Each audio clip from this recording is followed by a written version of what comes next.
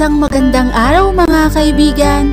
Narito na naman po si Shenshen TV na magbabahagi sa inyo tungkol sa kwento ng pag-ibig.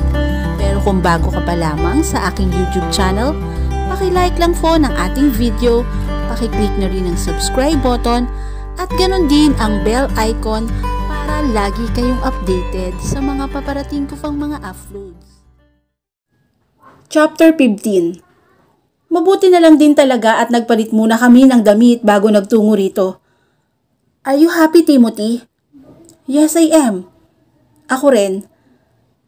Amin ko rito dahil parang manigning ang saya namang mata nito. Masaya ngayon. Pero tiyak na karma ang kapalit nun. Walang relasyon na tulad nito ang magtatagal ng masaya. Hahantong din sa sakit at pagdurusa. Walang bawal na relasyon ang mananatiling lihim sa paglipas ng panahon. Mabubuko at mabubuko rin. Masaya ako. At pinatakan nito ng halik ang tungkil ng ilong ko. Relax na relax ang ekspresyon ng mukha nito. Si Meredith ang madalas kong marinig na nagsasabi nun sa akin. Tapos, itong si Timothy, yung happiness ko. Ang gusto nila pero iyong masasaktan ko kapag ka nabuko na kami. Itong si Timothy naman ay tiyak kong iiwan kapag ka nagkaalaman na. Gusto ko sanang magtagal tayo pero hindi ko rin matanggal na isipin ko ang ganitong posisyon habang nagsesex tayo. Doon na lang muna tayo sa room, tanong nito. Daig pa namin ang nag-honeymoon. Ayaw paawat sa isa't isa. Nasimula na kasi. Kaya pati ako, kaunting haplos lang ay bumibigay na halos. Halos magmadali pa nga kaming bumalik sa room namin para lang magpakasawa sa katawan ng isa't isa sa sex. At ang effort ng lalaking ito ang nagbibigay sa mataas na pader na inilagay ko sa pagitan naming dalawa. Wala na ang pagtutol. Saglit pa nga lang humiling habang nauulol kaming dalawa sa isa't isa na sana ay humaba pa ang pagkakataon na kasama ko siya na maramdaman ko kung gaano ako ka-espesyal dito. Sana huwag munang matapos. Mrs. Paulo, ganun ako tawagin ng mga tauhang nag-aasi sa unang lupaing pinuntahan namin ni Tim. Hawak nito ang kamay ko at simula pa kanina ay hindi nito yon binibitawan. Hindi ko gaanong matanaw ang dulong lupaing ito. Pero ayon sa tauhang kaharap namin sa dulong parte ay dagat na raw. Kung gagawa ng hotel and resort ay maganda ang pwesto. Pero tikom lang naman ang bibig ko. Ano naman kasi ang karapatan kong magkomento sa bagay na labas ako. Tamang ina nito. Dapat nga naman ang asawa nito ang kasama. Mas maalam din naman si Mary sa ganito. Para lang akong palamuti sa tabi ni Timothy na nagpapatianod lang sa daloy ng sitwasyon. Ano ang masasabi mo, babe? Hindi na ako nakikinig. Lumilibot kasi ang tingin ko. Tumingin ako kay Timothy. Gusto kong iparating na wala akong magandang opinyon. Baka rin kasi magkamali ako. Nakakahiya naman. Sa kaharap nitong lalaki na mukhang tulad ni Timothy ay matalino rin. Mrs. Paulo? Hindi na kayo lugi rito. Yung plano ni Sir Timothy na rest house ay pasok na pasok sa lupain at criteria na gusto niya. Malawak, kapatagan man, at saka may malapit na karagatan. Maganda rin pong mag-alaga ng farm animal dito. Rest house pala ang balak nito. Hindi ko alam. Wala talagang kwenta ang pagsama ko sa pagtingin sa lupa. Maganda. Alanganin na ani ko kay Timothy at kay Timothy pa rin nakatingin. Napangiti naman ako. Alam ko namang magugustuhan mo ito eh. Kaya ito talagang inuna nating tignan dahil napipil kong magugustuhan mo ito. Really? Tumango ito. Saka ipinakita sa akin ang phone niya. May disenyo roon ng bahay na dominant ang kulay ng kahoy. Ang gaan sa mata at halatang magiging komportable ang taong titira roon. Tiyak na magiging komportable si Meredith sa ganitong klase ng bahay. Ito siguro yung disenyo ng bahay na plano nilang itayo. Iwan mo muna kami ng misis ko para makapag-usap pa kami. Pinaninindigan talaga nito ang pagtawag sa akin ng misis, hindi man lang kinabahan sa pagsisinungaling. Nang makaalis ang lalaki ay tinapi ko ang kamay ni Timothy. Tinatanong mo pa talaga ako. Anong malay ko dyan? Hihingi ko lang. Ang opinyon mo, kung magugustuhan mo to, kukunin na natin? Bakit yun ang gusto ko? Yung gusto mo. Yung gusto ninyong mag-asawa. Claudette, yung gusto mo, may ding-ani nito. Fine, iyong medyo bida-bidang opinyon ko. Gusto ko, ang gaan sa pakiramdam na pagmasdan ang lupain na ito. Magandang gawing rest house, gaya ng plano mo kung sakaling bilhin mo. Maganda rin yung ipinakita mong disenyo ng bahay. Sinong nagdisenyo? Si Meredith. Ako lang ang umayos ng mga detalye. Perfect. Perfect yan para maging family rest house. Tapos maglagay ka ng parte na makapag-alaga ng mga farm animals. Panatilihin din natin yung mga puno dito. Yung puno ng nyog. Huwag niyong tatanggalin. Itinuro ko pa ang mga puno na tinutukoy ko. Noted, Mrs. Paulo. Miss Castellano?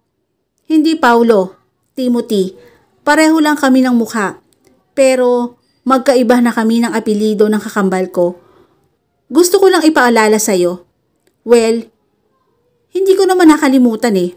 Magkaiba naman talaga kayo ng apelido pero hindi ba't ang sarap pakinggan ng Mrs. Paulo? How about Miss Timothy Paulo? For sure, yan ang nararamdaman ni Meredith. Masaya siyang maging misis mo. Okay bang opinion ko? Bibilhin mo na ba ang lupaing ito? Lumingali-nga ito. Yung assistant niyang sumusunod lang. Habang kami ay nagkukwentuhan. Dumating kaninang madaling araw yon. Boss, kausapin mo na sila. Opo, tumalikod agad ang assistant nitong si Toby. Tamang-tama naman na nilapitan kami ng isang lalaki na sakay ng kabayo. Napakaganda ng kabayo. Ang tikas ng katawan at halatang alagang-alaga. Maaari niyo pong hiramin para matignan niyo po ang mga kabuuan ng lupa. Hindi po kasi available ang golf cart. Sure, marunong ba si Timothy? Sa pagkakaalam ko'y laking syudad ito. Humawak si Timothy sa tali. Mabilis lang nitong inakyat ang kabayong may kataasan. Come here, Clau. Lapit ka na po, ma'am. Aalalayan ka naman po. No, panonoorin ko na lamang kayo. Umiling pa talaga ako. Paano kung mawala kay Timothy ang kontrol tapos magwala yung kabayo at itapon niya kaming dalawa? Nai-imagine ko pa lamang ay napapangiwi na ako sa sakit. Clau, lumapit ka na. Medyo inip agad ang loko. Hindi kita ipapahamak. Never kitang ipapahamak. Pangungumbinsin nito sa akin. Never daw.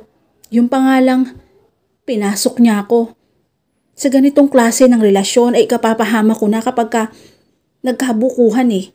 So, mas lalong ayaw kong sumakay dahil alam ko na ang kinalalagyan ko. Ayoko. Matigas na naman ang ulo mo. Napangiwi ako dahil may talim ang tingin nito sa akin. Galit na agad? Bakit ba kasi pinipilit niyang sumakay ako dyan? Sige na ma'am, para makita niyo na rin po ang ganda ng lupaing ito. Susog ng lalaki. Iwan mo na kami. Kami na ang mag-uusap. Utos ni Timothy sa lalaki. Tumango naman agad ito at sabay atras. Nako, alam ko na to. For sure idadaan na naman ito sa pamba-blackmail niya para lang mapasunod ako. Sumenya si Timothy at kumilos na ako. Sasakay ka o ikaw ang kakabayuhin ko? Timothy Paulo. Naiskandalong ani ko sa lalaki. What? Total ayaw mong sumakay sa kabayong ito. Sakyan mo na lamang ako. Naiinis na lumapit ako at pinalo ang paa nito. Nakakainis ka. Oo na! Sakay na. Oo. Mas gusto ko na yung idea na ako ang sasakyan mo mamaya eh. Ang bastos mo. Bahagya nitong nilower ang katawan. Diyos ko, sobrang lakas nito. Isang braso lang nito ang ginamit at iniangat ako. Sa harap, doon niya ako pinaupo. Agad yumapo sa bewang ko ang isang braso nito. Ang isa naman ay nakahawak sa tali ng kabayo. Hindi pa ako ready nang biglang tumakbo ang kabayo. Diyos ko, Timothy, nasisira na yata ng bait ang kabayo mo. Baka mahulog tayo, tili ko. Dinig na dinig ko ang tawa nito. Nakakatakot ba? Gusto mo bang bumaba na? At kabayuhin na lamang ako mamaya. Pinalo ko ito sa braso. Saka napatili ng bahagya pang lumundag ang kinalululanan namin ng kabayo. Ayoko pang mamatay, Timothy. Pahintuin mo na. Relax. Relax ka lang. Ang wild mo naman. Takot na nga ako tapos naisipan mo pang asarin ako. Nararamdaman ko ang katigasan nito na dumidikit pa sa pang-upo ko. Nalilibugan pa yata ito samantalang nakasakay lang naman kami sa kabayo. Gago ka. Ikalma mo yung alaga mo. Saway ko rito. Malutong na naging tawa nito. Kinabig pa nga ako palapit dito. Parang sinasadya pang patakbuhin ang kabayo na may palundag-lundag. Naiiyak na ako sa takot. Timothy, ihinto mo na, please. Kakabayuhin na lamang kita mamaya. Hindi ko alam kung narinig kami ng mga kasama namin. Pero hindi ko na talaga napigil na sumigaw sa labis na takot na tumulin pa ang kabayo. Sinabi mo yan ha? Excitement ang nasa tinig nito. Mali naman ba ako nang sinabi dito?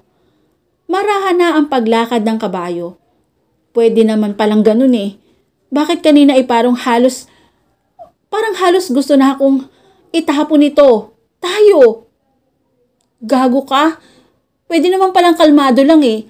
Nakasimangot na ani ko. Hindi ko ma-appreciate kanina yung ganda ng lugar pero ngayon, maayos ko nang napapagmasdan. Ang ganda rito, Timothy, no?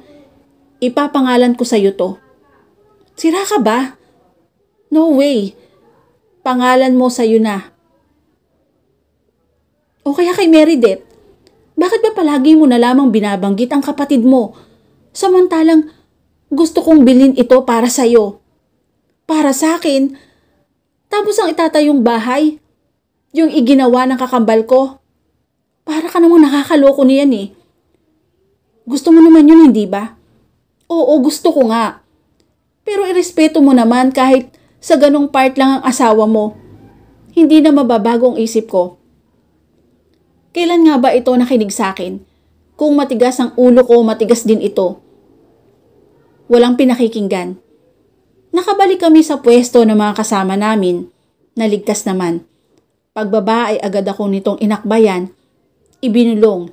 Yung pangangabayo ko raw rito mamaya. Hindi na makalimutan. Excited pa ngang bumalik sa hotel.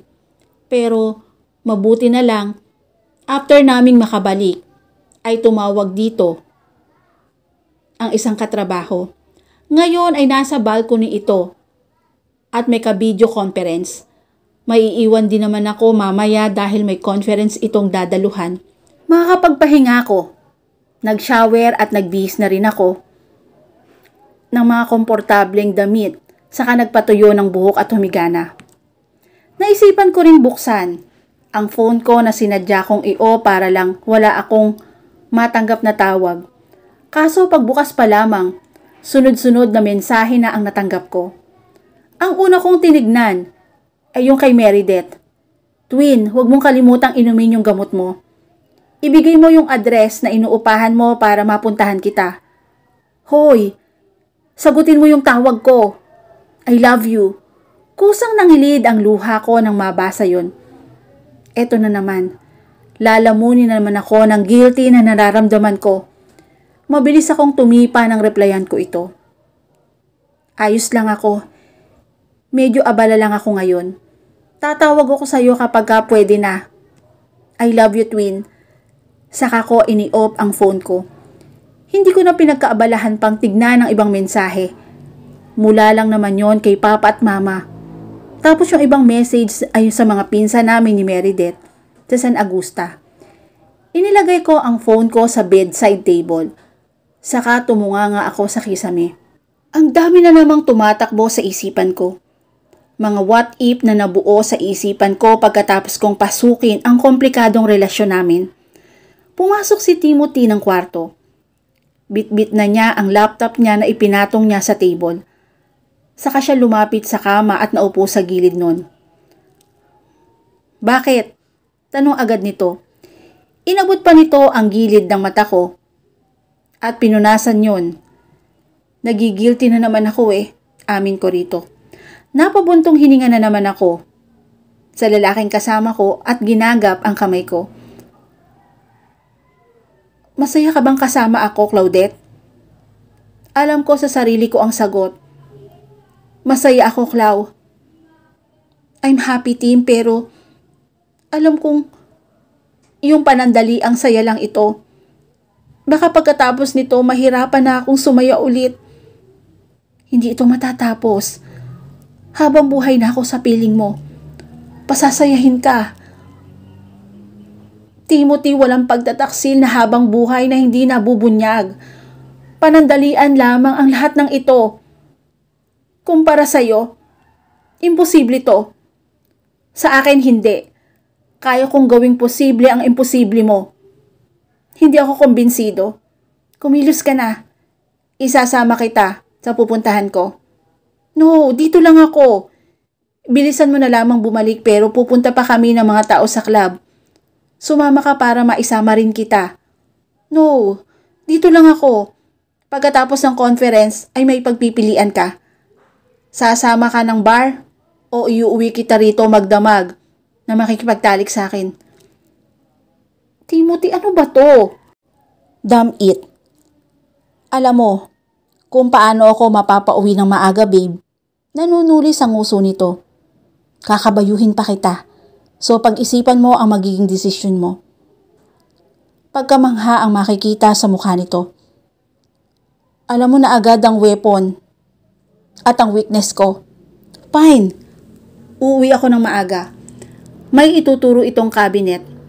Yung mga nandyan ay gagamitin natin. Ano mga nandyan? Tignan mo na lang. Aalis na ako. Babalik din agad ako. Maghanda ka. Parang kinabahan ako sa sinabi nitong maghanda raw ako. Para namang malulumpo ako sa balak nito Umalis nga ito. Naiwan akong mag-isa sa hotel room kaya naman naisipan kong lapitan ang cabinet at buksan. Napasinghap ako nang makita ko ang iba't ibang uri ng sex toys na naroon. Agad na naglumikot ang isipan ko sa mga laruong iyon. Nag-init agad ako. Hindi naman ako dating ganito. Pero ang laki na naging epekto ni Timothy sa akin. Ayaw kong maging abala sa lalaki. Pero parang hindi na makapaghintay pa ang katawan ko. Dinampot ko ang ilang mga bagay na naroroon. Kailangang bumalik si Timothy. Nasa ibaba lang naman ito ng hotel. Sinipat ko ang oras. 8:00 na ng gabi, daling hinubad ko ang saplot ko sa katawan. Binuksan ko ang cellphone ko at pinuntahan yung camera. Saka ako kinuhanan ng sarili ng larawan. Kailangan bumalik si Timothy. Mababaliw yata ako kung hindi mapunan ang init na nararamdaman ko ngayon. Hindi naman kita. Ang pepe at dibdib ko dahil sa anggulong kuha ko. Hindi rin kita ang buong mukha dahil hanggang bibig lang ang kuha. Come on, Timothy. Come on. Ipakita mo sa akin kung gaano ka kabilis tumakbo pabalik. Nakangising ani ko. Ang dildong hawak ay pinaglalanda sa dibdib pababa hanggang sa makarating sa aking pagkababae. Marahang tinudyo ang bukana ng aking pagkababae. Panay rin ang sulyap sa wall clock. Hindi ko ipinasok yon sa aking pagkababae. Iyong kay Timothy ang gusto ko. Pero nawala na lamang ako ng gana dahil hindi pa rin ito bumabalik. Basta ko na lamang binitiwan ang do. Saka humiga at binalot ng kumot ang sarili. Anong oras kaya ito babalik? Nagising ako sa malakas na pagbukas ng pinto. Parang binabalya iyon, kaya lumikha ng malakas na tunog. Agad na dumako sa pinto ang aking tingin. Doon nakita ko si Timothy na nakasuot pa ng eyeglasses. Halatang hinaklit lang ang necktie dahil hindi totally natanggal. Lumuwag lang yon. Matalim ang tingin dito na direkta sa akin. Why? What happened? Wala pa sa sariling tanong nito. Are you freaking serious, Claudette? Inis na ani nito. Humakbang ito papasok. Anong kasalanan ko? Natulog kaya ako? Nawaglit ang kalokohang nagawa kanina. Bago nakatulog, iniharap nito sa akin ang larawang pinadala ko rito. Oh, bakit parang galit ka? Angat na tuloy ang kilay ko. Expired na yung simpleng invitation ko rito. Nakatulog na nga ako eh. Ngayon mo lang nakita. Sorry.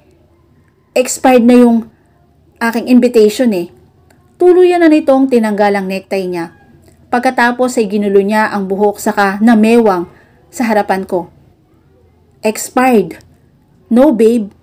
Walang expiration ang ganyang offer. Ang tagal mo. Ini-off ko yung phone ko. Nung nakarating na ako sa ibaba, hindi ko kagad nakita. Sumampa ito sa kama pero mas pinili kong umayos ng higa. Wala pa ring saplot dahil hindi naman ako nagbihis kanina. Inaantok pa ako. At wala nang gana. Babe! Ungot nito sa akin. Hinahalikan na ang leeg ko. Nakalapat na rin ang palad nito sa dibdib ko. Inaantok na ako, Tim. Bukas na lang. Tumalikod pa ako rito. Akala ko pipilitin niya ako pero hindi. Tumayo ito at nagbihis na ng pantulog.